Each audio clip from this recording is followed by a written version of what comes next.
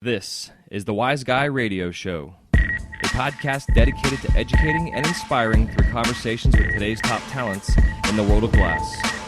We will be dissecting their journeys in hopes to deliver actionable content that you, the artist, can start implementing now, helping you grow not only as a creative spirit, but also a successful artistic entrepreneur.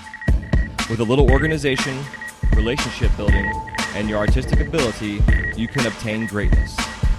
Climb aboard, whether an artist, retail owner, or enthusiast. We have a ton of fun in store for you. Welcome to the Wise Guy Radio Show. You're listening to the Wise Guy Radio Show.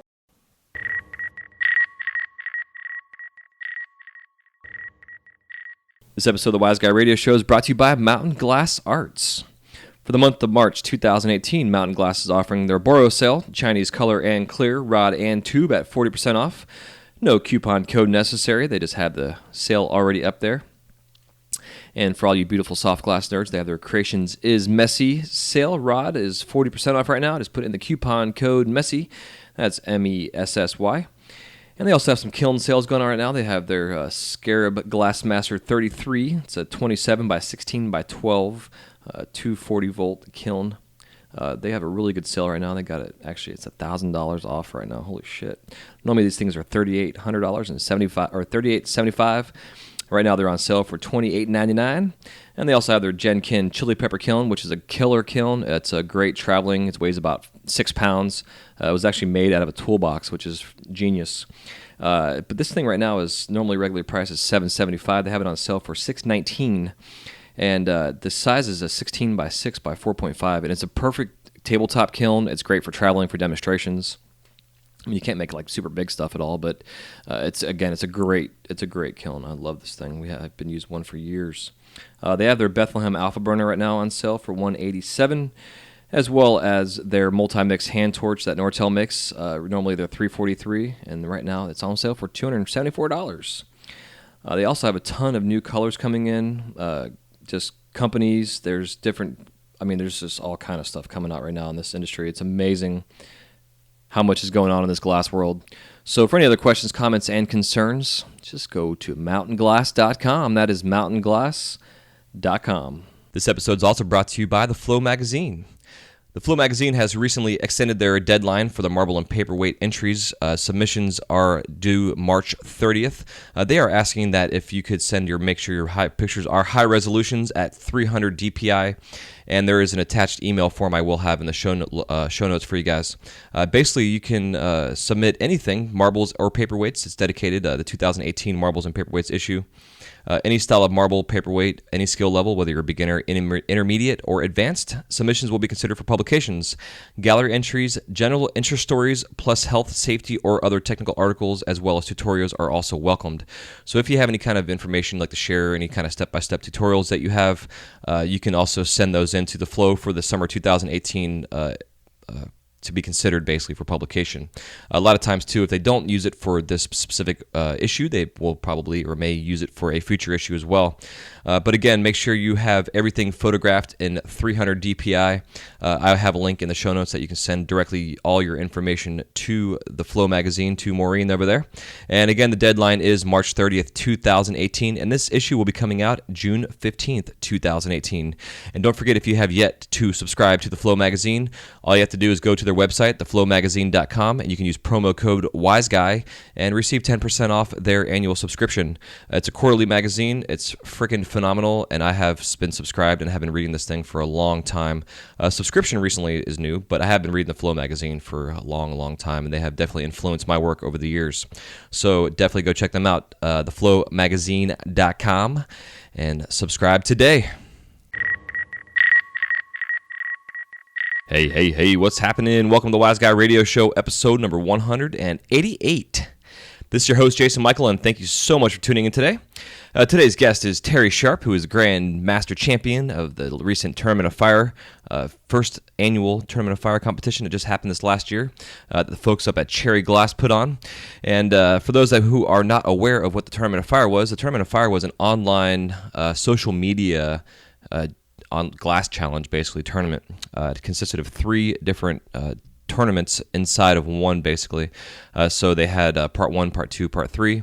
Each part had several artists that were involved in a kind of an elimination challenge, basically, where first round was a chillum, second round was a spoon, third round was a Sherlock, I believe, and then the fourth round was a kind of a water pipe final piece, in a sense. Then each of the rounds winners, or each of the 1, 2, and 3, I'll say as the rounds to make this simple. Round 1 winner, round 2 winner, and round 3 winner all then came together and competed in the grand finals this past couple months back. And it was pretty cool to see this, just the concept in general was taking advantage of the new live streaming that Instagram and Facebook has. Gave a chance for the artists, including myself. I was in the third round. I didn't make it through the first competition part. Lost by about 4 votes, I believe it was, which was pretty crazy. But that being said, it was a pretty cool concept and gave the artists a chance to really involve their tribes and followers through this whole process. It also gave everybody a chance to really learn how to live stream and how to use social media to their advantage. And it really showed in the end with the winners, how it really paid off. It was pretty cool stuff, and it was exciting, the concept and process. The finals were actually supposed to be a live in-person competition that kind of fell through this year, but understandably, as you start something new, there's going to be some stumbles and falls and things that get in the way that don't always go as planned. But I do know behind the scenes, we're all talking about this upcoming year and what's going to be going on with it, which they're doing some changes to the rules, how the voting's going to go, just in general, the whole process. But the concept is still there. The foundation is still there. And I'm really excited to see what this upcoming year is going to be. I'm definitely going to be competing in it this time around again. And then in hopes that if I don't go to the finals, then I will definitely be involved in the grand championship round, either hosting it or some kind of commentator of some sort, which is what we're going to do this past year. But again, things kind of fell through, just the way life is for everybody. But it worked out in the end. It was pretty cool to see. There were some different organizations online through Facebook that helped to live stream, helped to rebroadcast, and it's just pretty amazing. Terry gets into all that on this conversation. Terry also talks about his humble beginnings, how he got started, introduced to the flame. He had a pretty serious injury through some point halfway or so during his journey he's had, which we actually discuss in the final round towards the end, the Crash and the Kiln round. Something I didn't want to ask him because I knew about it, but I wanted to have him discuss it at the end because I knew it was probably his worst injury in the studio. It's pretty crazy stuff what happened to him, so definitely stay tuned to the end for that. And also at the very end, I get into our conversation, kind of a recap of the episode, things I found that I definitely appreciated, and just kind of some key bullet points I point out. Typically what I'm trying to do is just do my intros here without before the interview, basically, just to kind of come in blindly. But because of timing-wise, just way the things, the scheduling has been this first quarter of the year, I'm just recording now before hitting the edit button and get everything lined up for you guys to have this now broadcasted. But again, super excited for where the show's going. We're back on track with interviews and episodes and everything else. We've got everybody back on track and lined up for upcoming interviews and episodes. Going to be bringing the Glass Vegas folks on to talk about this past trade show and their perspective as well on the trade shows and where they are, especially because this is their second year doing it. And it's just a lot of fun. The industry is definitely in this weird flux. I'm definitely seeing a lot of people posting through social media, kind of just talking about those that are out there complaining about their finances or, kind of hemming and hawing, not being able to pay their bills, etc. And I get the struggle. Trust me, I've been there. It's not an easy industry to be in. It definitely is very volatile, especially as an artist. 1 month you can make 10 grand and then you don't make shit for 3 or 4 months. And it's just the way that works. And when it comes to this kind of industry, and especially just in business in general, you have got to think about your glass business as its own separate entity and make sure that you can keep that thing running and secure by putting money aside in terms of budget and savings and all that kind of stuff. And I've talked about this a lot in previous episodes. I'm going to be going through past episodes that are actually no longer available on iTunes because iTunes only allows us podcasters to post 100 episodes. So anything, basically, let's see, I'm at 188 now. So more or less the first 88 episodes are no longer available. They are going to be available on the website, which I have another 4-day weekend here. Just the way my schedule at work has worked out. So I'm going to be on the website and uploading all kind of stuff. Just getting everything planned out for you guys. Creating web pages. Everything's coming together. The website is all cleaned up. If you go on to wiseguymedia.com, you'll see there's a lot of new things I've added, just kind of updated some coloring and just the layout and stuff, just making sure it's all kind of cohesive and doesn't look like a scrambled fucking mess, because, it's like our work sometimes. It looks like a scrambled mess, so just learning this process, and especially because even though I've been doing this now going on year 4, it's still new. I've been blowing glass now for 19 years, and I still feel like it's new for me. So it's a lot of fun. But that being said, too, my schedule is getting ready to change up here. I'll be going, I'm pretty pumped about. I'm going on a 4-day work schedule, so I have 3 days off. But I will be working 85 hours in 2 weeks, which is going to be pretty crazy to do, but it's just the way our schedules are happening. But that being said, it's going to give me more time to focus on this podcast, focus on my online courses, as well as getting my work orders out there. I've rejoined my connection with Joint Forces as them distributing my work, and they're basically going to be the exclusive contact to get a hold of any of my functional work that I do on the side. So if you're a shop owner listening to this, or anybody wants to collect my work, Joint Forces will be the go-to. They'll be selling at the trade shows and doing all the wholesale out there on the road for me, which I definitely appreciate those guys a lot. And at some point in time, I will be getting them on the show to talk about their history with Nady and Phil out there. So definitely stay tuned for that. Pretty excited. But yeah, so other than that, just kind of rambling here, thinking about things I haven't really talked about. But I'm going to go back to older episodes of business and talk about, what a squirrel fund is in a sense, and just the volatility of what it is to be an artist, doing the trade show circuit, the ebbs and flows of the trade shows, the oversaturation of the trade shows. There's just a lot going on in our industry. And Terry and I talk about in this episode just where the technology is going with the smoking apparatus, with the vape pens and the vaping industry. I personally feel that there are so many millions of people in this country, because we all basically sell inside this country. I know we sell out of the country as well, but the majority of our customers and clientele are in the U.S. For those that are listening to this in the U.S., if you're listening to this outside the U.S., you have your locales, your areas, and I definitely want to bring more of international flavor on this show, talking about what's going on in Europe and Japan and Australia. Everybody has their laws and regulations, and I'm definitely curious to see what that is, what that means for the glass pipe maker, or just the glass artist in general.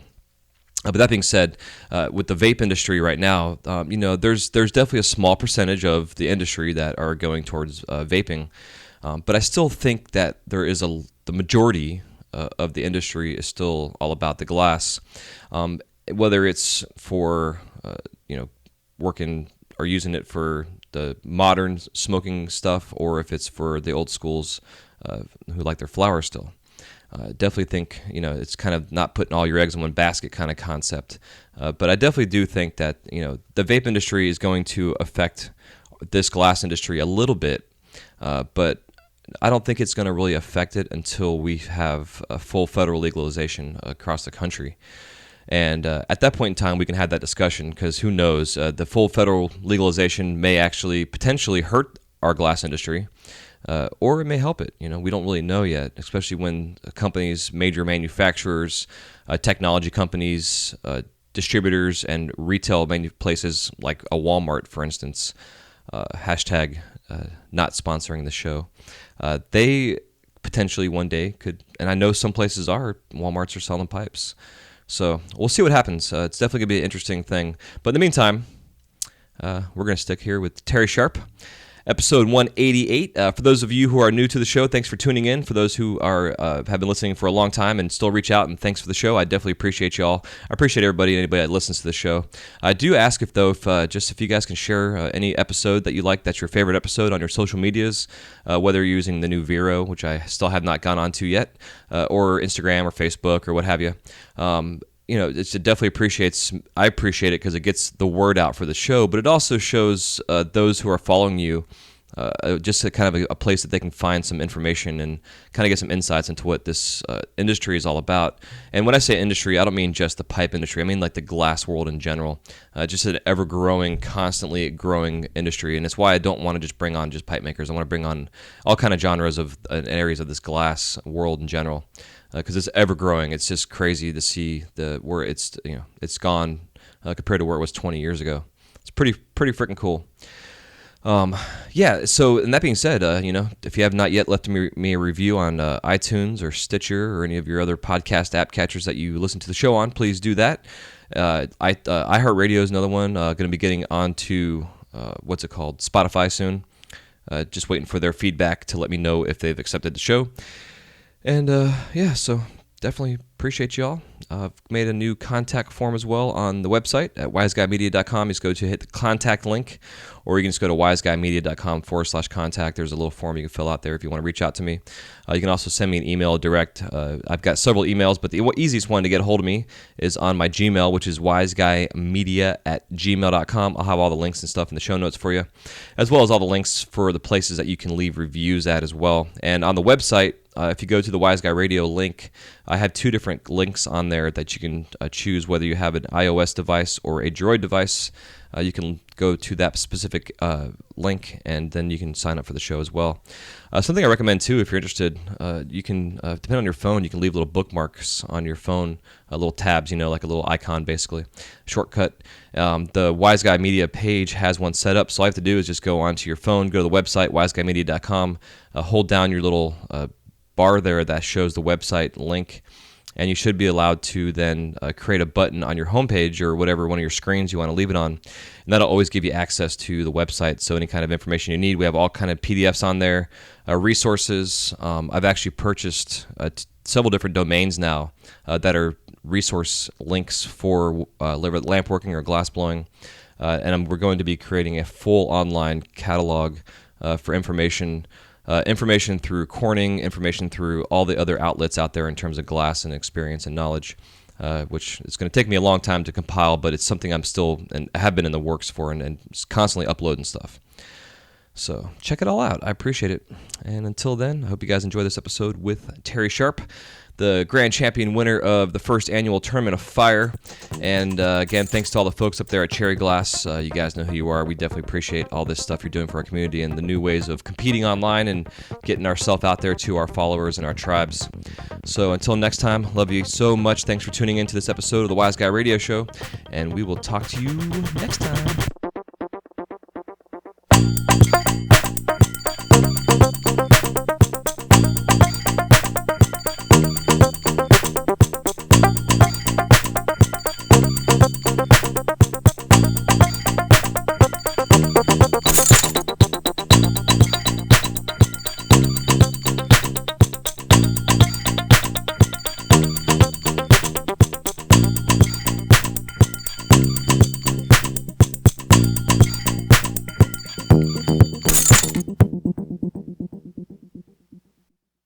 Hey, what's up, Terry? Welcome to the show. Hey, how you doing? Pretty good, brother. Pretty good, man. So, lots of reasons we have you on here today. One of the main reasons is you're the grand champion of the Tournament of Fire, the first annual full-on tournament they had, which was 3 separate rounds, and you managed to win the first round that you were in and then made your way to the finals and then kick some ass, and it was actually pretty close to the end there. It's amazing when you get all the voting counts and stuff. It's Dude, it was neck to neck. Yeah, it's pretty funny. Crazy. I think I lost my round by like 8 votes. I think is what it came down to, like by the public. Right. So it's it's pretty fun though. I think that those guys up there that are doing this, it's definitely something new for the industry and innovative in a sense as well with using social media. Yeah, they have nothing like it. There's not a contest like it. Most of the contests, you got to show up and bring your equipment. You have to work in a foreign environment. And this one, you get to work in your own shop and do whatever you want to do. Yeah. In fact, when when they were doing the results, I was at home on the couch watching TV, just like going, "Come on, man! I'm losing by 5. When are these people going to vote?" Start calling your mom and dad and grandparents and family. When I won my first round, I was going through TSA security at the airport. Oh no shit! like when I was doing the first round, like the first session Mhm. is what they call it. Yeah, I was like standing in TSA line. It was like, oh, I beat out that one guy. I just won. And I like did a little victory dance, and the guy behind me was like, what's that about? I was like, oh, I just won some online contest. That's Yes. awesome. Yeah, so it's kind of weird in that respect where you're kind of just sitting by yourself going, wow, I just won something. Yeah. And you don't have like all your homies and stuff around. Yeah, so a Yeah. little weird like that. But Yeah, yeah, the whole absolutely. concept of the tournament is it's a great opportunity for people.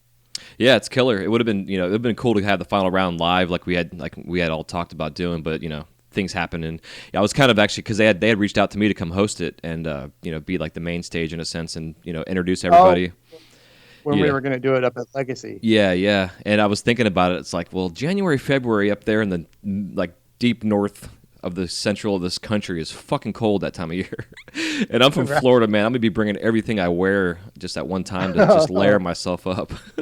Right. Yeah, I was really looking forward to having it live like that, Yeah. Would have been Yeah, I think definitely as we all continue to talk about the evolution of this tournament, I think ideally, I have a lot of ideas myself that I've been kind of playing around with over the last couple of years before they even started doing this, and I've talked to a couple of shops and galleries and stuff about possibly hosting these kind of events. So I think it's definitely something down the road that could be a full on like something that you would see on potentially could be on some cable television network show down the road. Yeah, that's like that Forged in Fire Yeah. show. If you ever watched that, same lines. Yep. I think it would be awesome. I even brought that up to the guys at Cherry Glass about it. Yeah, it's funny you say that, dude, because when I'm out at Disney working a lot, I get a lot of people that come in. They're like, you ever do any forging? And I'm thinking to myself, I bet you only know about forging because you've seen that shit on TV. Yeah, right. You know? Exactly. Yeah. But all of a sudden, they're experts at it. Yeah, exactly. But I think it's cool because it still brings up the conversation. Even like I get a lot of kids that come into the shop watching me working on the torch or doing the furnace and stuff, and they're like, oh, I saw this on YouTube, and it's like, well, cool. Now you Right. get to actually see and smell it and actually get an idea what it's really all about, in person. So, Right. So Yeah, it's- that's the nice thing about the Tournament of Fire is you can go live. You're going live on Instagram, and you can kind of interact with people that way. This year for the Masters event, they brought in that World of Bongs page from Facebook, Mhm. which exposed me to like 235,000 people, Yeah. which was insane. I'm just working in my studio. I'm just zoned out doing what I'm doing, and I look over and there's like 4,000 people engaged in what I'm doing, Yeah. Makes you all nervous and and shit. it's really kind of surreal. And, Yeah. and when I closed it down, and then the guy got back to me and he's like, "Yeah, 235,000 people saw that." Fuck yeah, It's that's just like- awesome. Whoa! I was like, "Man, I didn't even have my hair combed." And then like my family got to watch it. So like my dad was held up in a hospital. He had big surgery just happened, and he got to watch that whole thing go down How cool. sitting in the hospital, which made him just super happy. Oh, I'm sure. That's too Yeah, it's cool. little things like that. I do the Masters competition for the Champs Trade Show, and we did it live in Las Vegas. So only the people that were at the Champs Trade Show could watch us work. Right. And with the Tournament of Fire, anyone in the world can watch it. Yeah, I wonder if they'll ever do any kind of live streaming for that because I know back, what's it called up there in the northeast up there? I'm having a brain fart. One of the big tournaments that they do. The Burn Gallery. Yeah, Burn. Yeah. And they did a live streaming a couple years ago, and it just it was cool to see it, but it was also to me it was kind of boring honestly because there wasn't any kind of commentary going on. It was kind of like Right. kind of lackadaisical-y kind of. It was well done, but still at the same time it was kind of like I'll check in later on and see what's going on. That can kind of happen with the Tournament of Fire just because we can get lost in working and forget that our live. Yeah, I think too, like with the live streaming, and this is completely off like the rails here on how the show goes in terms of the way that things work here. But anyways, yeah, I think for me the difficulty with doing live Instagram or Facebook streaming is the inability to have your hands free to be able to type and conversate. You can kind of read what's going on, but you really got to pay attention to what Right. you're doing so you don't hurt yourself. You almost have to have like and somebody not there. comment. Yeah, exactly. And you got to have like somebody there, like almost reading them off to you. You know, like a little sidekick or an assistant per se. You know, your social Yeah, media commentary. yeah, exactly. And one day we'll be able to do that. You know, I think the whole Instagram thing too, where you can like dually post with somebody now live, is fun. You know, so I'm thinking like down the road, you know, with this whole Vero thing, which I haven't gone on to it yet to see what it's even about. But I know people are talking about the new social app out there or whatever. Oh, the one that they're going to end up making you pay and screw everybody over on. Yeah, probably. Yeah, everyone jumped onto that. Yeah, I have not So yet, so we'll see. it's it's just a matter of time before all that stuff breaks down. Mm-hmm. We're Yeah, just lucky we can get our exposure the way we can now. yeah, exactly. 10 years ago, we didn't have any of these outlets. We had to go store to store. You had to do the trade shows. You had to just, you had to work for it. Now you can just make it, post it. Everyone sees it. Yeah, who's the most entertaining? I guess in a sense too. You know. Right. So yeah, man. So to get the show back on the rails here, I like to kind of start off always with asking my artist how you were introduced to the flame. So if you want to get us started with that and how kind of give us a little bit of your superhero origin story and how you started blowing glass. Right. I got into the Grateful Dead in the late 80s, early 90s. Started traveling around. You heard about Bob Snodgrass, and you heard about the Snodgrass pieces, and then you heard about other artists that were making these pieces. They were kind of, I don't know, they were hard to obtain at first. You really had to track them down at a parking lot at a Dead show to get the pieces.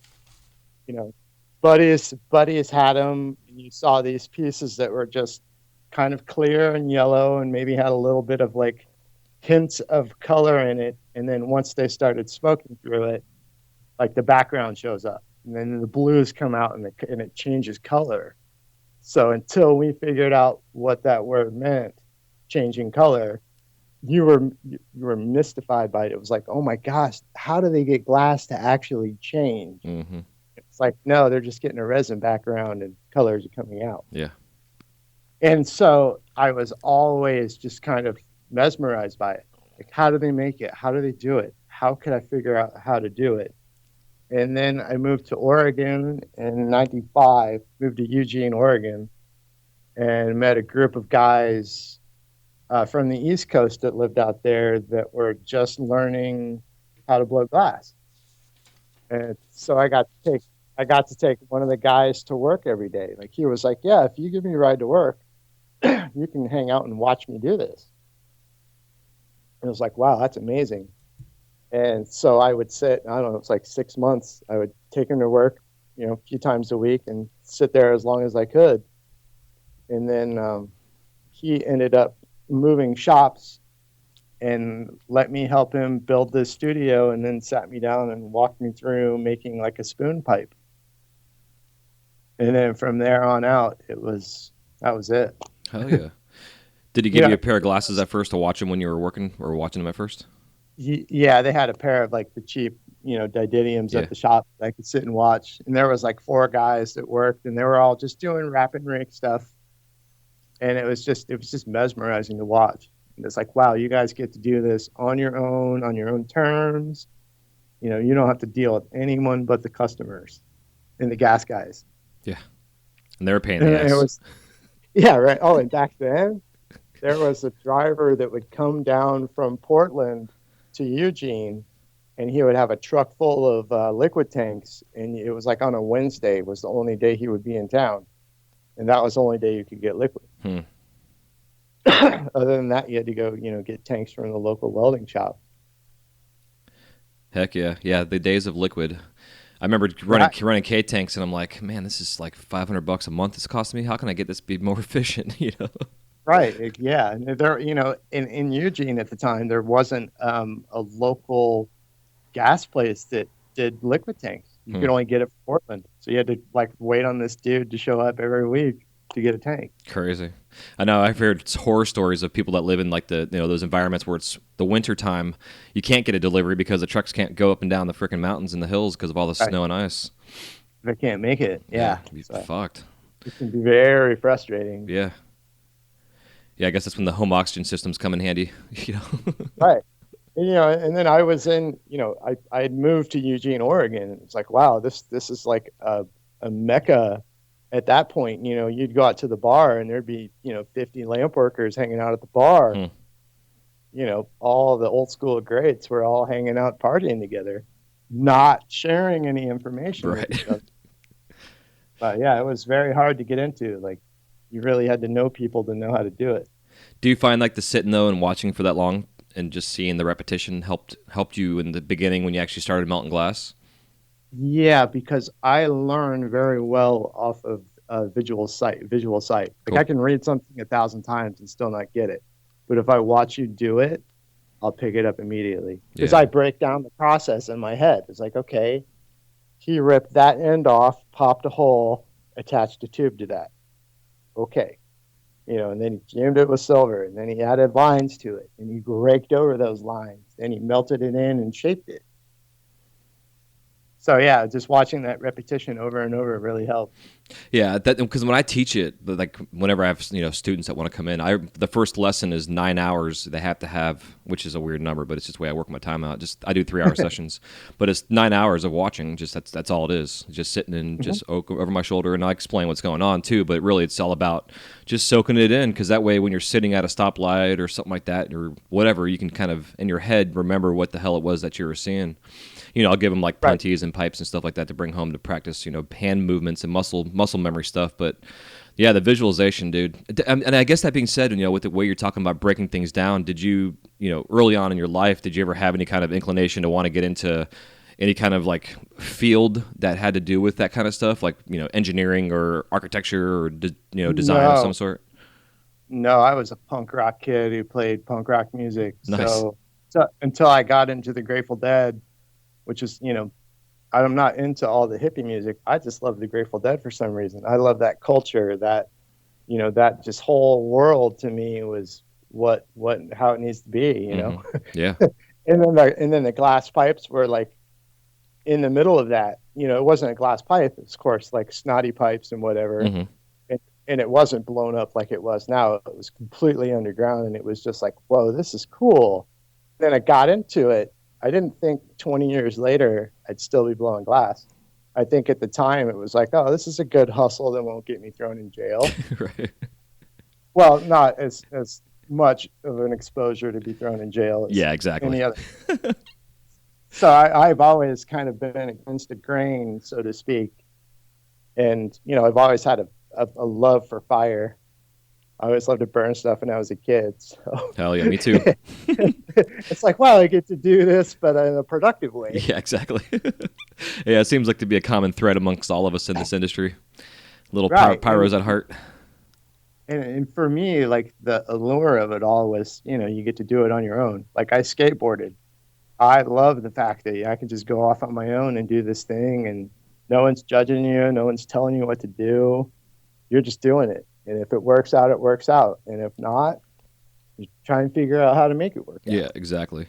Well, and man, I always do compare our industry to the skate industry. It's like there's in skateboarding you have fundamental technique, but then you take that technique and you put your voice into it, and the glass is the same fucking way.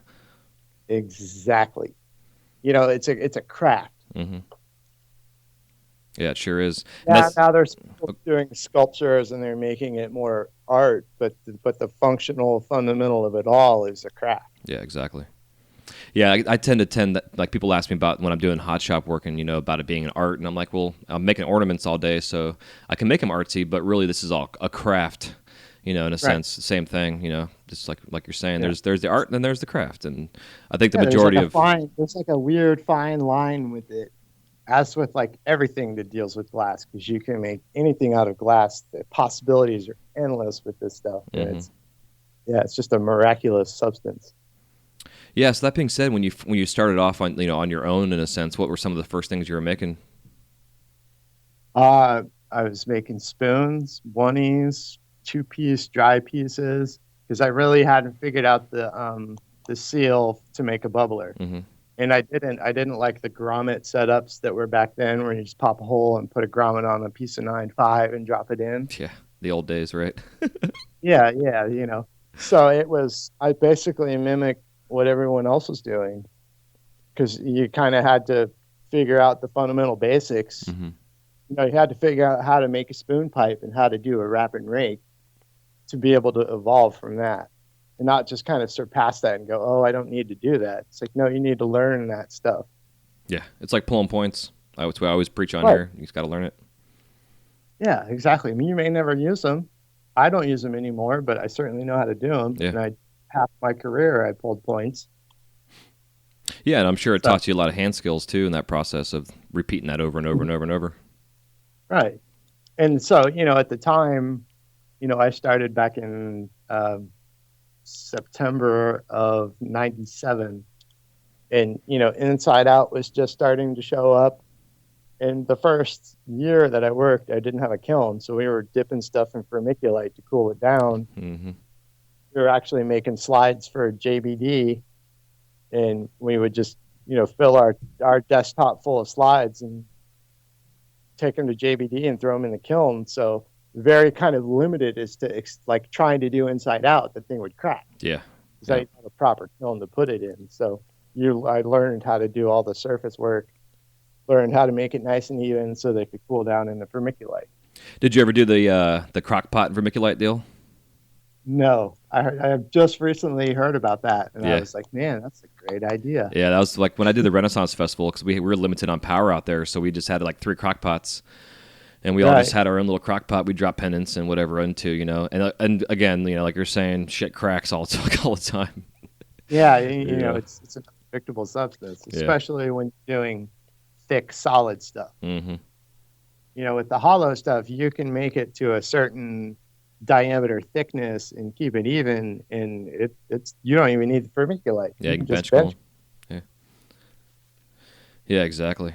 Yeah, it's funny because I talk to a lot of new guys about that, about the vermiculite and the crock pot thing, and it seems to be still something that's able to be used. And I guess like back in the day, people were asking about it, the asbestos properties in the material and in the vermiculite stuff, and from what I've seen, a lot of it now is asbestos free, so there's nothing to really worry about. I don't even know if I think maybe the hot glass might be too hot that would be hot enough to burn off that stuff potentially. Oh, it's like a vapor off of it. I was about Right. to say, if you rinse it really good, you're going to get any kind of substance off of it. Yeah, yeah. But yeah, just one of those weird, cautious things I had thought about years and years ago. Right. Yeah. Yeah, the Champs Summer Games this year, I told them that they need to do a vermiculite or a no kiln challenge, where you have like a couple hours to make a piece, but you can't put it in the kiln. You dump it in the vermiculite. Yeah, that's a good idea. That's a hell of a challenge. Yeah, right. Because I'm sure a lot of these, a lot of people coming up now, they have all these affordable size kilns, so you can buy a small kiln for a few $100s and get going. You don't have to worry about not having it. Yeah, exactly. Yeah, I always like the chili peppers and stuff. Those little benchtop. Oh man, they're great. I got a buddy that just makes the nicest stuff out of a chili pepper. Makes big pieces too. Hell yeah. Crazy. Yeah, that's long enough in there. You can lay some things on their sides. Yeah, exactly. It's cool because like I get a lot of people that reach out asking about that stuff about small kilns, and there's like the Bluebird that's out there, but I always find like that's really set up for beadworking because there's so much insulation inside those things. There's like no room for anything like the cavity And inside. it's all kiln brick. Yeah, But exactly. With the chili pepper, it's like that cloth substance. So yeah, it's way more forgiving. You can stack more in it. Yeah, exactly. And it's a great. I like them personally just because you can take them around and do demos with them, and it's a 110 power. You're not worried about popping circuits and shit with it too. Exactly. Yeah. They'll pop right in. See, I just got done moving back to Indiana and trying to get set up in a studio, but I have to have 240 power because I have this big ass Paragon kiln that I bought in Denver, and now I got to drag around. Yeah. So it's like maybe I should get a little chili pepper kiln and just get something set up and then worry about power and all that. Right. later. Hey, Mountain Glass has them on sale right now, man. They're like $100 something cheaper than what they usually were. Right. Yeah, they're like 5 or something like that now. Yeah. Because they went up in price to like $700 or something like that, which I get because they're, the demand on it probably has been higher because of the popularity of Right. them. But what a great Yeah. idea, though. Anyone that's ever asked me about starting off on a kiln and what to get, I recommend that one. Yeah, absolutely. But who'd have Just thought for to the take a fucking toolbox and turn it into a kiln? Right. It's genius. It is. Hell yeah! So when you were first selling your stuff off, were you doing it on tour, with the Dead, or were you just kind of doing what you're saying with JBD? Yeah.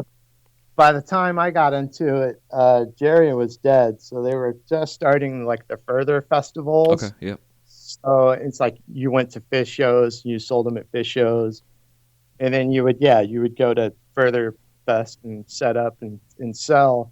But already by that time in 97, 98, it was everyone was learning. So you would have people coming up going, well, I can get this cheaper here. Like you already started to see that kind of attitude come into the set. And for me, it was like, I'll just take this stuff back to Indiana and sell it to my homies. Yeah, exactly. Because like I grew up in Indianapolis, had a lot of friends that smoked, and there were no pipe makers here. And I lived out in Oregon.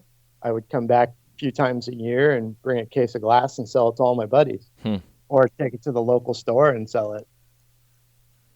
And that's smart.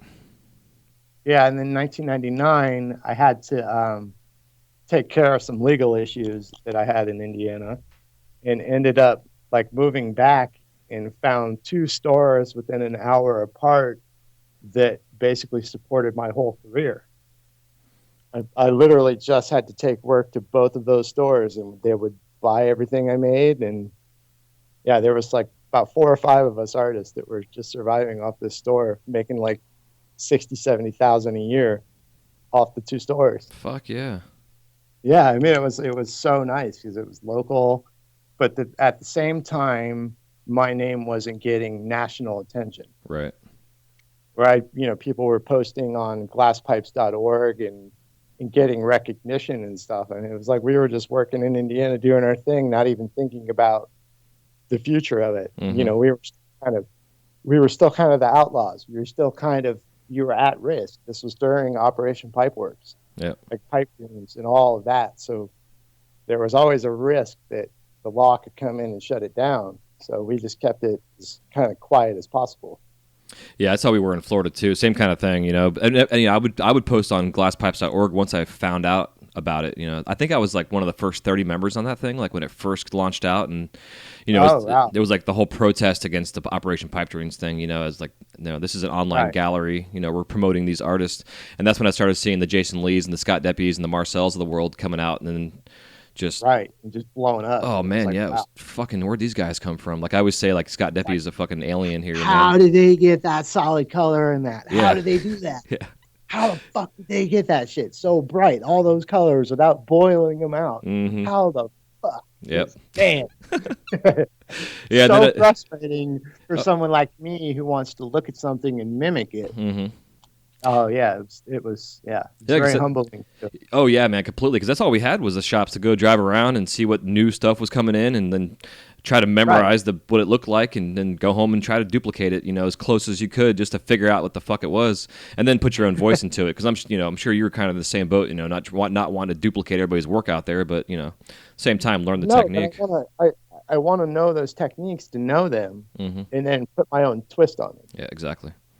Yeah, we had one guy. I don't know if he still has a shop or not, but kid Colby, and it's his shop's called It's All Good. It's down in Sarasota area here in Florida, and he was like the one shop locally that he knew all the guys out in the West Coast. So he was always bringing stuff in from Humboldt and what have you. And man, it was so cool just seeing just the evolution, just like the super high end heady shit that was coming out of California. And then the heady scene started in the East Coast, up in Philly and stuff, and he was getting some of that shit in. And it was such a different style of work. So it was like I was having all this stuff coming around. I was like, oh my God, I got to get to work. Just yeah. want to figure it all out. Yeah, and then I came across a buddy in California who knew Marcel and Jason, and it was when Jason and Marcel were doing the Living Glassworks company, and I got to do a class with them in 2008 in April. and it forever changed my whole perspective on glass and just my whole process of making glass. You know, Heck it yeah. was like, oh, that's all you guys did to do that? Great. I did this and this and this and this and this just to get to that step. Right, exactly. Yeah, it's amazing, man, when you can see that. Like we were talking pre-show, you know, it's like you go take a class and it's like, man, that is a lot easier. Well, you know, quote unquote easier, but you know, it's simplified than what you Right. really So, think it is. you know, we had a shop in southern Indiana in Bloomington called Amused Clothing, and they got pieces from Eugene Rain from Matt and Misha, Hmm. and from like Banjo in like 2002. So I'm seeing all these multi-sectional solid color pieces, and I'm going, wow, that's a lot of work, because every section I would make, I individually made it. I didn't know they made a big prep and they just tore pieces off of that. Hmm. So here I was, like, taking 5 times the amount of time to make something cool like that. Yeah, spending hours. Yeah, until I realized that, hey, it's just kind of like a production setup. Yep.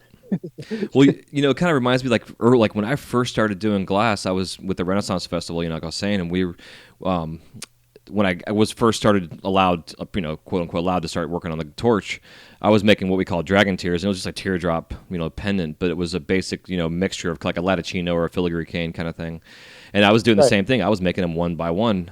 And Gordon, who taught me the stuff, he's like, so we're paying you this much for them, and we're selling for this much. And if you're taking this amount of time for it, I'm actually not making any money whatsoever. I'm actually paying out to have these things sold. So here's how you do it, you know. And then he made, Right. made up like a 4-foot fucking cane, and then I got like 25 pendants out of one cane, and you know, 10 times faster. And You're like, yes. yeah, dude, it was like that was like you're saying. You take a class or you're shown something, and it's like eye opening. So that Right. that kind of helped make so much more sense with it. But still, the pipe making is totally And then, different. and then it makes you think about the transition from like the mid 90s to the early 2000s, to where someone in their head was like, hey, if I take this solid color and I draw it on the outside of this tube, I can make the whole thing solid one color. Hmm. And then if it's trouble color, I can encase it. And, you know, just those pioneers, like, you know, Jason and Ease in ESP doing the stacked reversal stuff. Hmm. That I never even thought of the concept of that. Of, hey, if you know, if you make the tube half one color, half another color, by the time you reverse the thing and wig it out, you can realign those colors back up and create a whole nother pattern. Yeah, exactly. Like, those people, like, that stuff is insane. Like Scott Depp drawing on the outside with paper thin color and it flipping it inside out. Yeah. Who thinks of that stuff? Yeah, yeah. You know, Well, like when the first Inside Outs came out, that's what I was doing, cutting and flipping. Like I had no idea you just like laid the color inside a piece of tubing. I mean, because I kept burning my fucking hand. I'm like, why am I burning myself? Until a buddy of mine showed me right. just take a piece of wet newspaper or whatever and toilet paper and shove it in the blowpipe and clock it up. Yeah, put a stopper on it. Yeah, because I was cutting and flipping, man. I was doing all this amazingly time-consuming wrap and rake and patterning and cutting and flipping and trying to reverse it, or that whole inside-out sock technique where you like pull it in, you know, through its you know what I'm saying? We called it the sombrero flip. Okay, yeah, totally, same kind of idea. Yeah, yeah. The results were awesome, but it took you like 5 hours to make a fucking spoon. You know? Right. But now I'm back to doing cut and flips Nice. for inside out pattern line work. I'm doing cut and flips because you can more accurately control the fuming. And then with the latest craze of all the transparent colors, you can lay those transparent colors over that fume. Hmm. And by the time you flip it inside out, it's got a whole new texture or color. So Interesting. and I'm not having to take a piece of 50 mil heavy wall and flare that thing open and not being able to control the gold and silver overflow. Right. Well, how are you are you removing the seam at all when you're putting it back together? No, when you're doing it with the straight lines, you Mhm. can easily hide that seam. Yeah, just in match it between. up. Yeah, it makes Yeah. sense. Because I know I used to I would reverse them sometimes and just have it, pop a hole in that seam and put a blowpipe and then reverse it and have that be the trash at the end, basically. Mhm. Yeah, the good old days. Yeah, and that's funny you say that, man. Because like myself personally, I've gone back to just doing like wrap and rakes, but because I know here Right. 20 years later, I know they're going to be so much cleaner. And I love those old patterning and techniques, and just playing with all these new colors we have now. Because when we started, we had like 6 colors, maybe 7 colors. Yeah, exactly. Yeah, we didn't have all these options. Yeah, and now we have like 5 greens that look pretty good. Greens. Oh, it's just a little bit lighter than that other one. We'll just call it something else. Yeah. Compared to the one jade we had back then that cracked on fucking everything. Oh man, yeah, yeah. Or saving up silver ends from the silver rods and drill mixing them to kind of get a white because we didn't have white. Oh yeah, get that opaline kind of look. Yeah, yeah. There's a Snodgrass trick with a coat hanger. That you can take a coat hanger and some clear and mix it together, and it'll pull out black. Huh, interesting. Yeah, and that's how they were pulling black down way back in the day. What were they just sticking inside of a piece of tubing or something? No, it's like hand mix it, like twist it up. Weird. Yeah, my buddy was just talking about it because he wanted to try it because he heard about it and just randomly tried it, and he was like, "Dude, that shit worked." Interesting. I wonder if it's like a metal reaction from the coat hanger part itself. Right? Yeah, it's exactly what it is. And for us, or at least for me, Bob is like the center of it all. Mm-hmm. Bob and those first dozen people that he taught are the reason I blow glass. Like Brian Padilla, Yvonne Padilla, those two. If I didn't see their pieces out in the parking lots and seeing just how much, like how beautiful they were and how people reacted to them, I would have never wanted to blow glass. Interesting. That was like those two artists in particular. It was just like, wow, I want to be able to do this. This is amazing. Like what they're doing. Brian was doing a lot of these like reversal and rip apart sections, and it just looked like wood grain. It's just something you'd never see before. Yeah, it's so cool, man, to think about that and like where you are now in life and how that one little thing put you on this crazy fucking journey where you are now. Right. If it wasn't for the people that I met in their glass collections, then it was all dry pieces and bubblers, but it was just like, this is amazing. Wow, how cool! And then to watch the process. Yeah. This is it. You guys get to listen to music all day, get stoned, and make pieces. Like, sign me up. Yeah, Let's exactly. do it. And then you got to figure out how to sell them, and then feed Right. yourself. That was part of. I was in Oregon, and I lived in Oregon for a few years with an active legal issue in Indiana that I was avoiding. Mm. And then one day, me and my 3 buddies who were glassblowers are at the supermarket late night, drunk.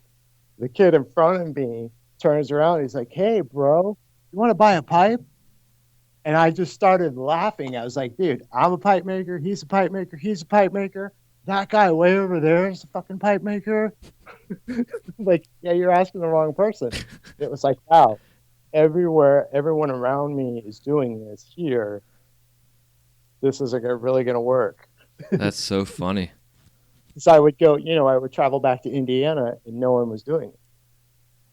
And Yeah. then I found this. She was just like, "Oh my gosh, there's a glassblower here. Make anything you want. We'll buy it." Yeah, that's amazing. It's good to get into those kind of little things. Like I have friends all over the country that live in these little small towns, and they're like, it's like a 1-horse town and it's like a 1 glassblower town, kind of thing.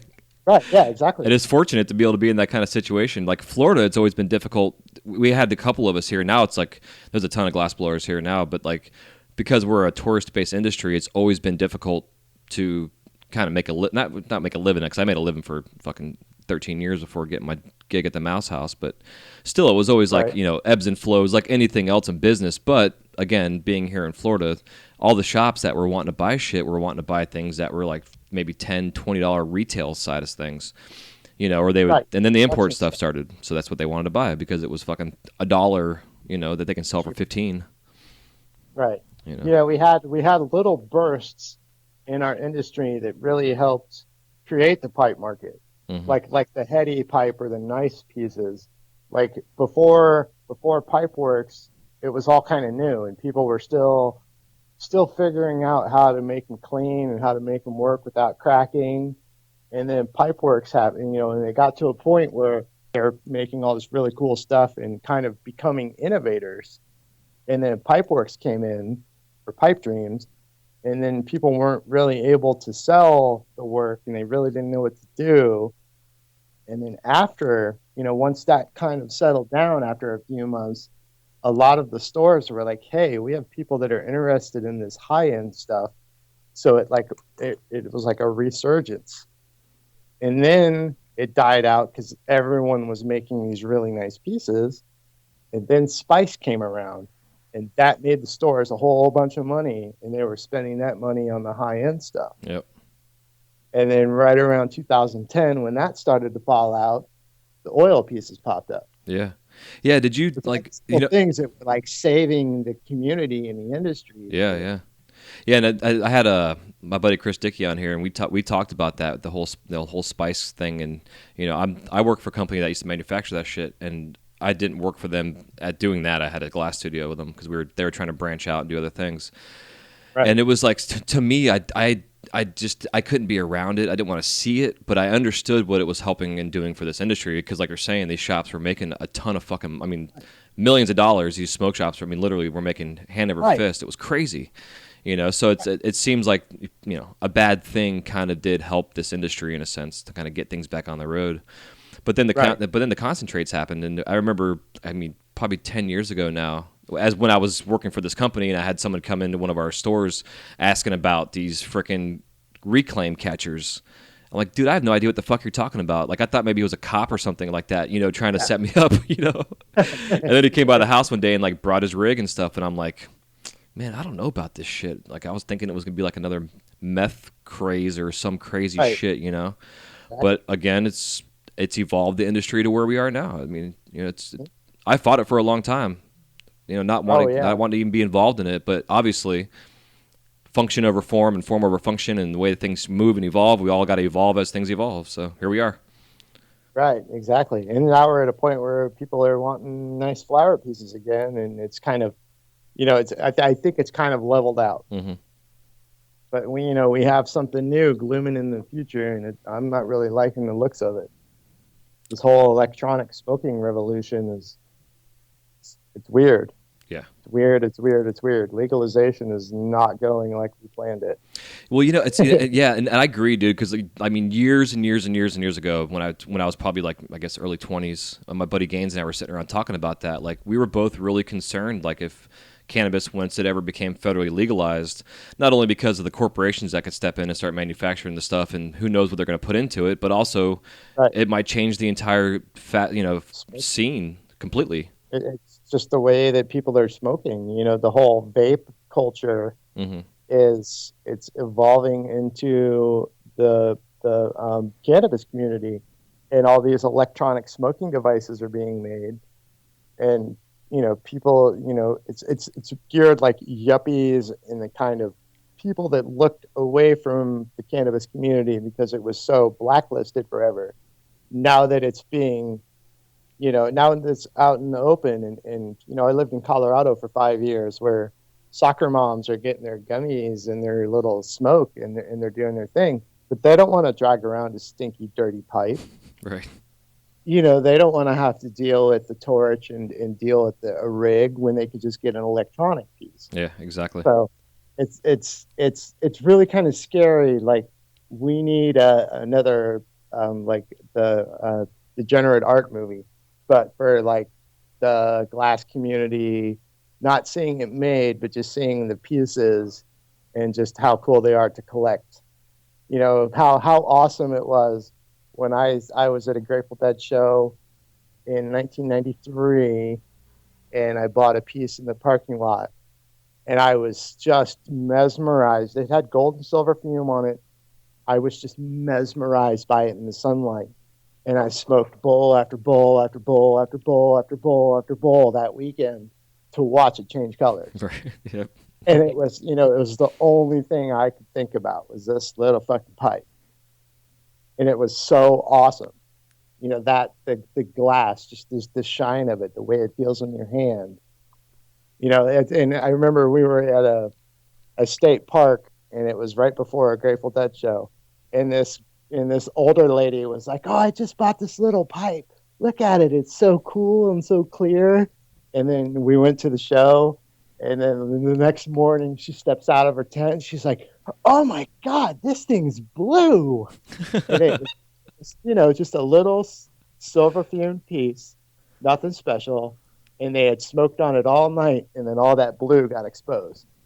And her reaction the next morning was priceless. That's it was amazing. Like, yes, this is what glass is about. Like that, that moment that she's like, "Whoa, it totally changed. This is awesome." Yeah, it's pretty magical. It is funny, man, because that color changing aspect, I had people ask me for years, like, is it the heat from the lighter that does it? Like, what's causing this situation here? And I'm like, right. And then, now we have light shifting glass. I know, right? That changes color from a yellow to a pink, depending on what kind of light you have it under. Mm-hmm. I'm set up at my sister's house while I look for a place, and my niece and I were unwrapping all of my glass. And I was like, "Come here, Audrey, check this out." And I put it up in the light, and then I switched it to a different light, and she was like, "Whoa, what the fuck?" And I was like, "Yeah, isn't that cool?" Yeah, it's so cool. I don't even know how it works. Oh, you and me both, dude. I understand like the properties of light refraction and stuff like that, but I still have no fucking idea how do they figure it out? Yeah, it's crazy. Because like for the longest time, like the Chinese purple amethyst that's like the original CFL. And I've been using that shit for years, not on my own, but like over at the Mouse House. And I remember one day I went down to the basement to go grab it, and I'm looking for it before I knew it was a CFL. And I'm like, I have a case of it sitting in front of me, and it's blue. And I'm like, okay, so where's my purple at? So I grab it out, and I'm walking up the stairs, and I'm like, oh man, it was changing colors going up the stairs from light to light. And I'm like, this is fucking amazing. Right. Yeah. So it's still to this day. And then you have the blacklight stuff, blacklight reactive and all that. Back in the day, we had uranium powder. Yeah. It was sketchy to use, and would barely work. Yeah, there was a guy in Texas that had a bunch of the uranium glass he was selling it, and my buddy Daniel, who taught me some of my pipe stuff, when I first got started, he had a ton of that shit. And we used to coat it over some like 25 mil clear rod and stretch it across his basement, and it was still glowing afterwards, like crazy glow. Wow. It was like we would write like "fuck you" and different things like that inside pipes that you couldn't tell what it said. Pipe. Yeah, and then all of a sudden you're in a black light and it's telling you to go fuck yourself. We used to do that. With the gold and silver fuming. Oh yeah, totally. So I had a buddy call me up. He's like, "Dude, why am I smoking out of this piece? All of a sudden I'm seeing a bunch of cuss words in it." Yeah, I must have been really stoned and just kind of in the middle of making production that day. And hey, yep, it happened that way. He had a friend of his up in Atlanta that was a DJ at a club, and he would trade out stuff for stuff basically, and was the glass for stuff. And because we knew it was being sold at the club, and it was all black lights and shit, we would do that purposely, like write "dickhead" or just like stupid things inside the pipes that you just couldn't see until you got to the club with it. And all these guys in there dancing to their music and having these profane whatever pipes in their hands, telling them to go fuck themselves. It was fun. But those are the good old days. We're all pranksters. Yeah, this is true. A bunch of dicks. Exactly. But it's why we're still going, man. I don't see myself stopping this anytime soon, for sure.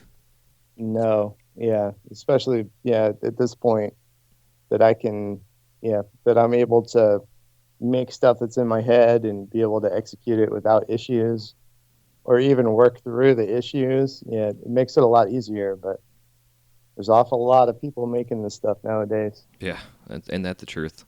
So I guess kind of to back up though, like, at what point in time did you find like you really were finding your own voice in your work? Like, was there a moment in a piece that you made or something like that? It's really just kind of happened over the past 5 years.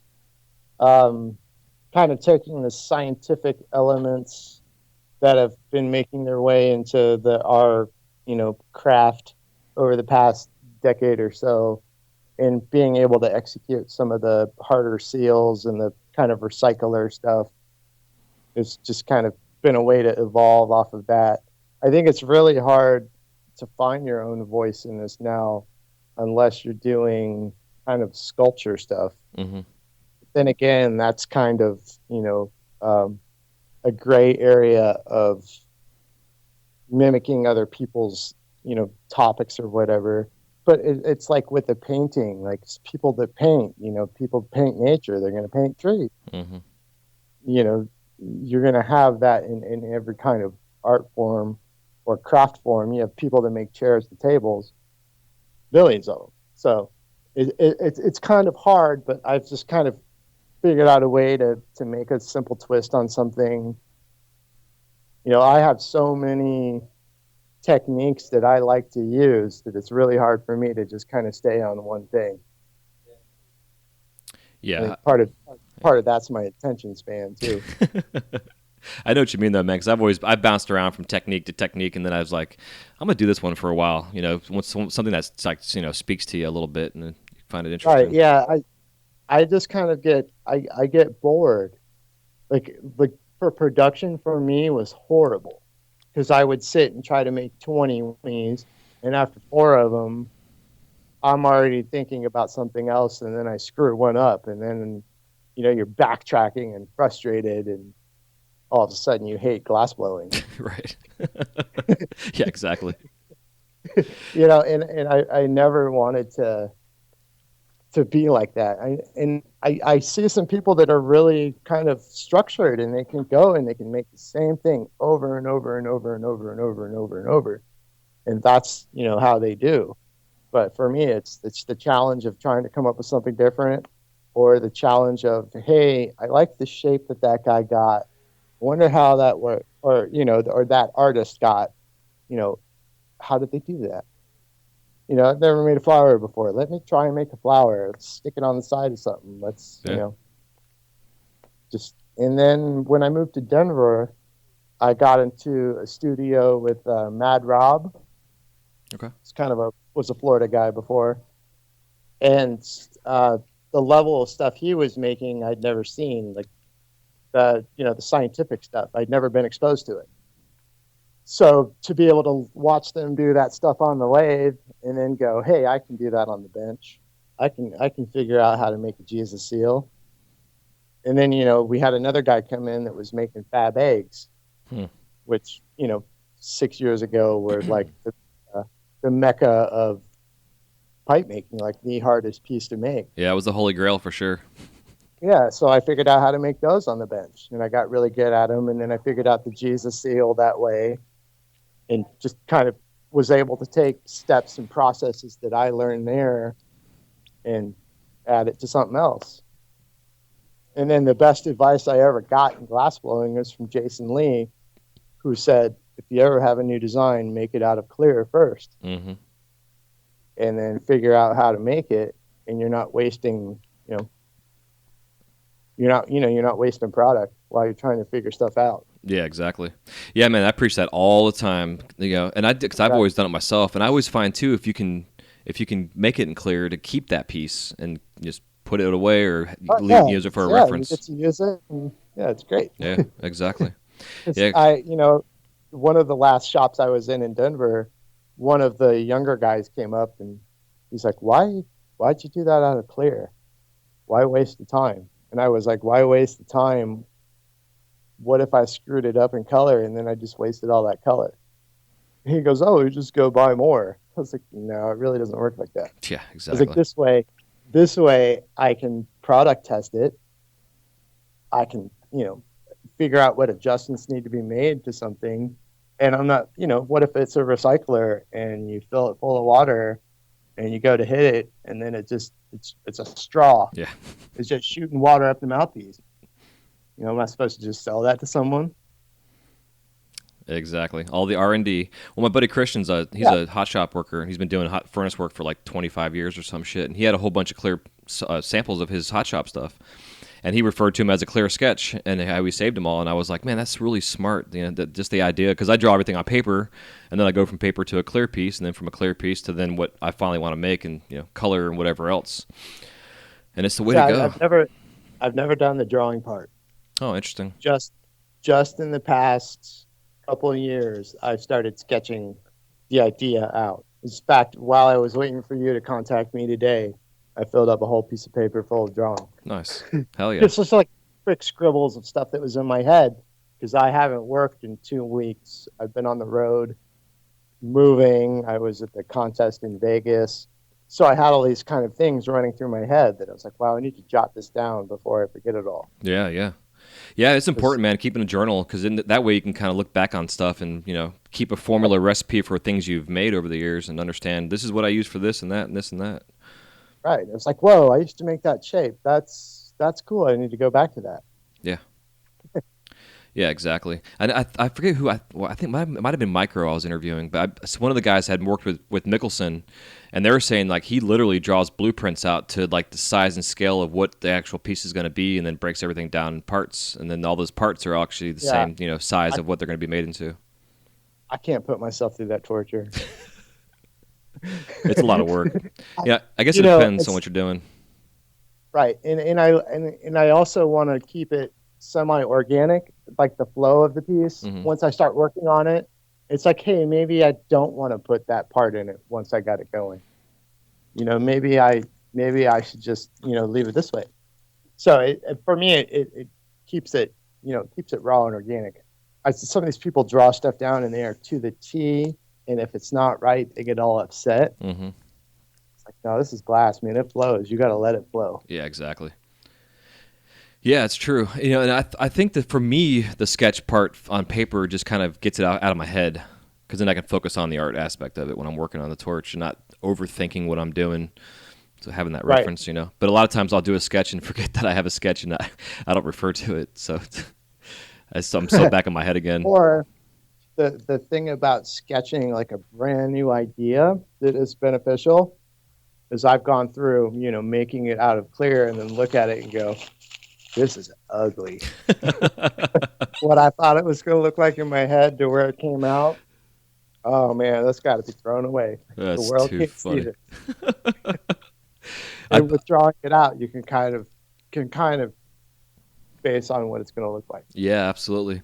I ended up putting a whiteboard in the studio next to my bench, like a kind of like a 4-foot tall one, just for that same reason, because I can go through and just wipe it away and figure out a better way to draw it out or whatever. But then it's right there in front of me too, and instead of having to look down at my bench, it's on the wall. It's easier to see when you're working. Because you don't think about all the professional applications you're doing when you draw the piece out or when you make it. Mm-hmm. I used to work next to she was like an aerospace engineer. She was one of these people that had lots and lots of book time and all these really crazy like engineering, all this kind of stuff that I don't, I barely made it through high school. I'm no book smart nothing. So I come into the shop that day and she's like, what are you making? I was like, oh, I have this idea in my head and I just kind of want to work it out. She's like, oh, cool. So I made this like super complex recycler, all out of clear. And I got it done. I put it in the kiln and she's like, you realize what you just did? You just did like science, math, engineering, all of this stuff, and you never wrote down one thing or referred to anything else as like a template. I was like, well, there's processes that I go through in my head that over the years I know something will work, something won't work. But when she said it that way, I was just like, whoa, that's crazy. People pay like hundreds of thousands of dollars to get these kind of degrees. And here we are, just stoners throwing stuff down on a torch. Yeah. Not even think. Yeah. But I think it says a lot about our community, man. I think like on an intellectual side of who we are, I think it really speaks volumes on the intelligence that is in this community, because it's like, I'm sure there's some dummies out there, but for the majority of us, there's it's a pretty broad spectrum of some pretty smart fucking people who are rebellious by nature and love fire, but really it comes down to that, like you're saying, it's like almost a genius kind of level in a sense of what we're doing. Right, and it's all documented because you can line up, like, say, Bob and Chuck Murphy and those first few guys that were making glass way back in the day. If you lined up those pieces, all of the tools and supplies used for it, and then say you go to one of the top artists like Salt or Banjo, and all the colors, and you put all of their pieces right next to it, and just think of the timeline gap of 30 years. That's all it's been. Mm-hmm. The evolution of everything, tools, supplies, color, all of that. Yeah, there's some geniuses that Yeah, it's incredible. I know. are just disguised as stoners Yeah, making glass. bunch of burly dudes and chicks in their studios melting Right. shit. A bunch of fucking misfit hippies.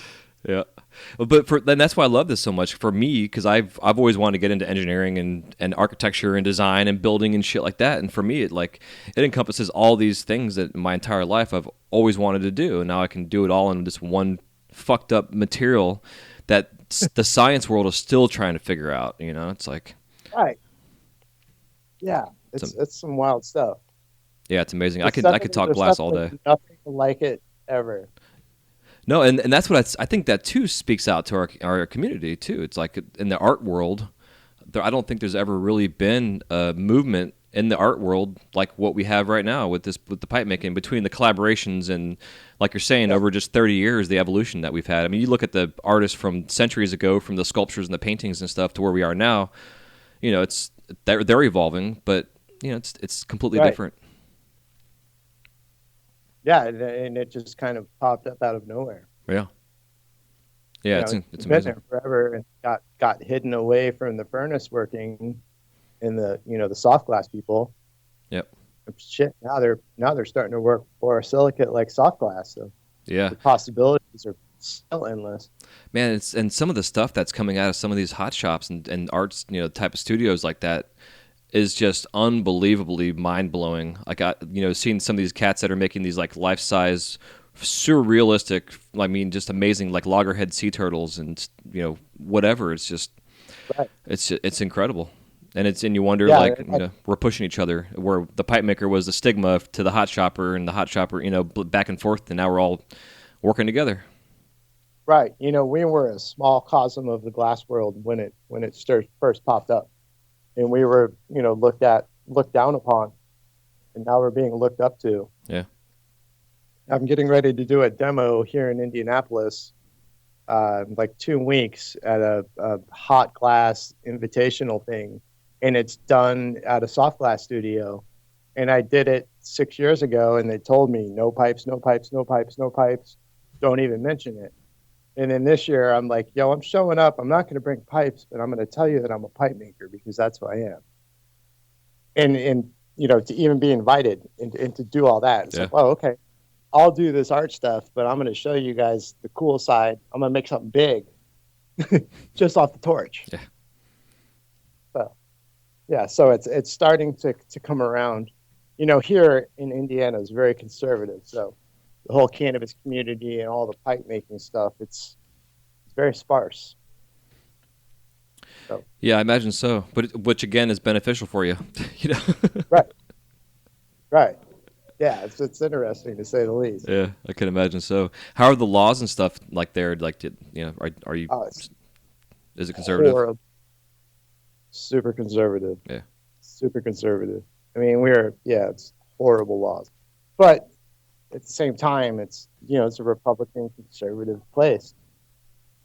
But families here. I lived here for a decade, blowing glass with no issues.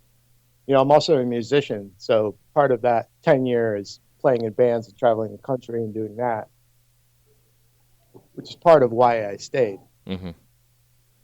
And then, one of the bands played in Denver, like the day of, like the New Year's Day when they legalized it.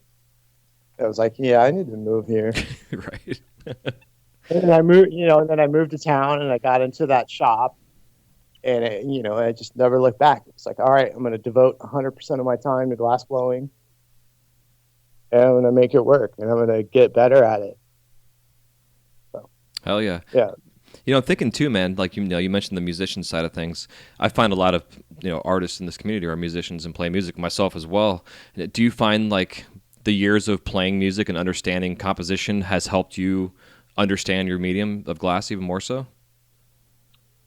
Not necessarily. For me, it's two different things. With glass blowing now, it's more kind of a meditational kind of thing Mm-hmm. where I can get lost in what I'm doing. And with music, you kind of have to pay attention to what's going on around you.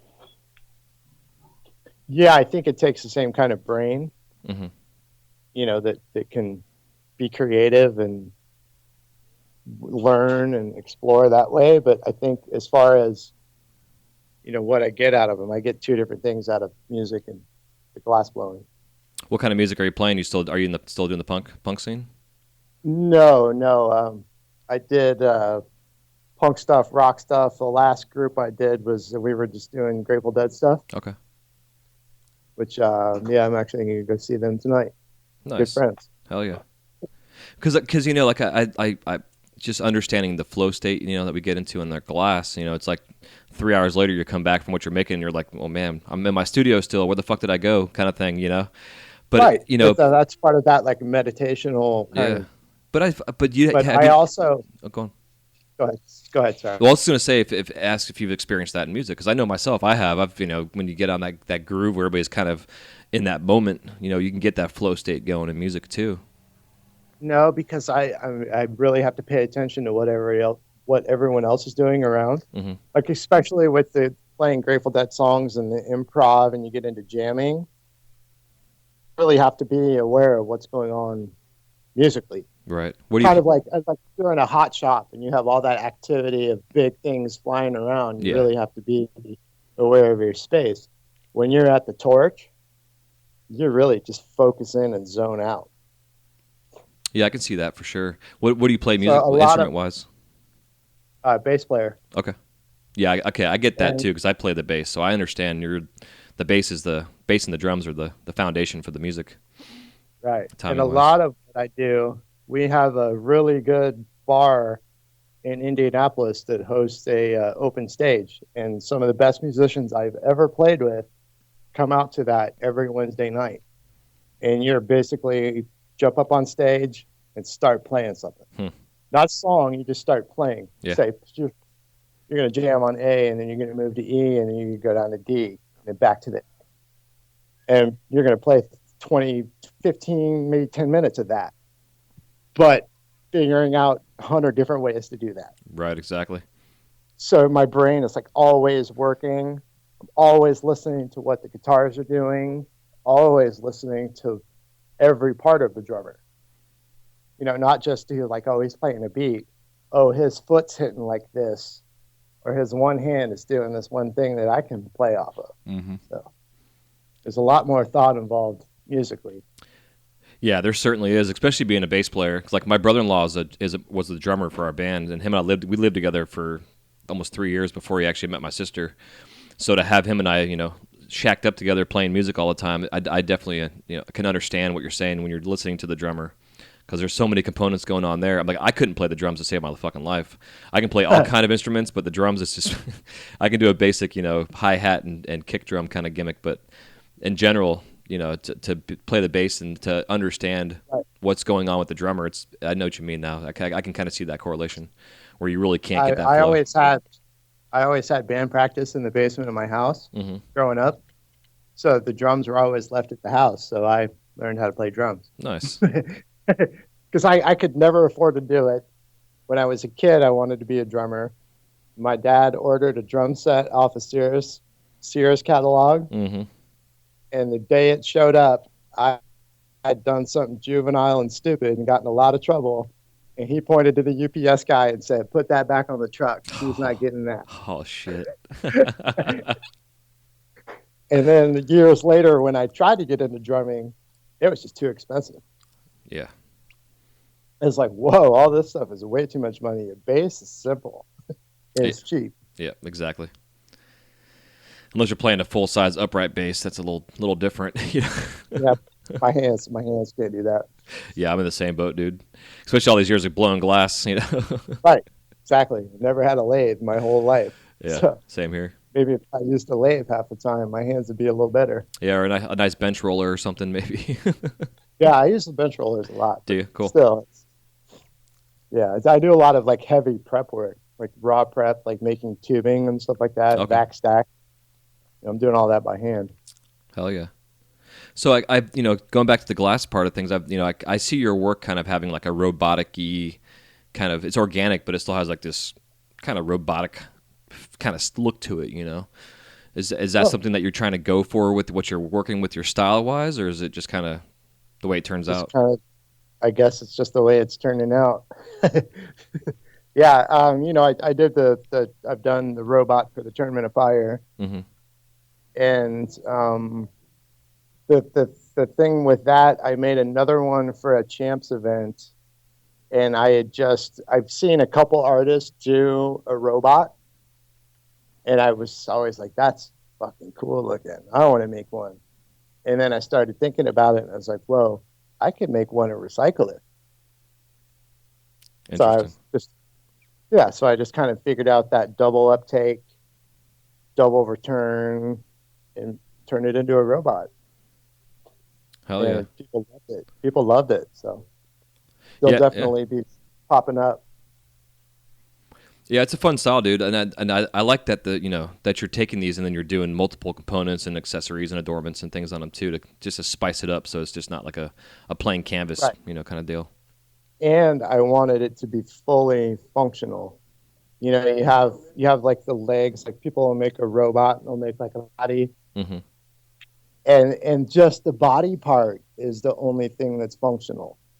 And it's like, okay, well, you have these solid legs on this thing.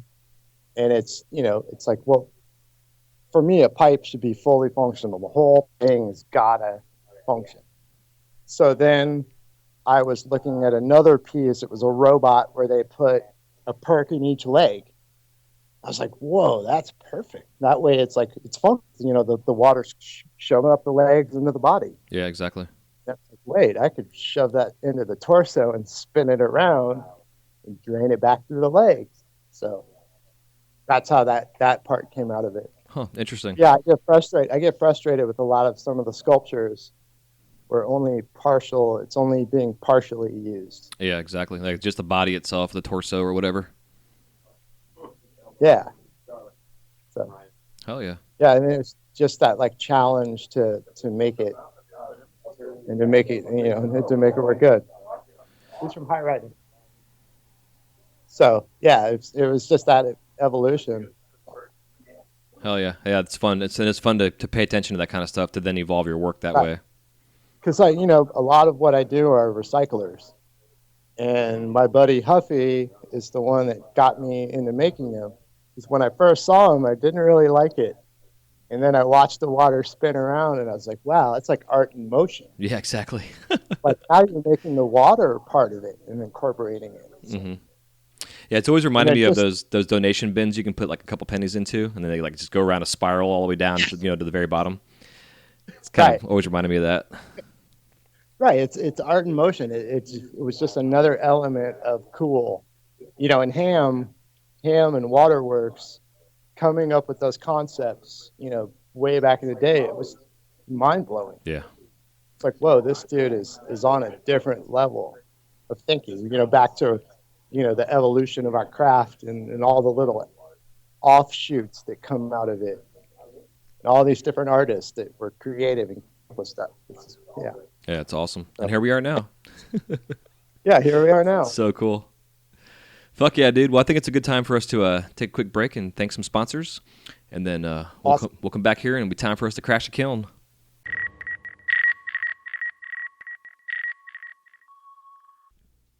This segment of the Wise Guy Radio Show is brought to you by Zen Glass Studios. Located in the heart of St. Petersburg, Florida, Zen Glass has a wide range of offerings to choose from. Their menu includes one-on-one or group classes in their hot shop or flameworking studio, create your own wine glass, and so much more. If you're a traveling artist, they even have a space to rent that you can temporarily call home. With over 50 years of combined experience, Zen Glass can help you fine-tune your techniques, whether you're a novice or advanced glass artist. For their calendar of events, including info about their Third Thursday studio jams, you can contact Zen at zenglass.com. That's zenglass.com.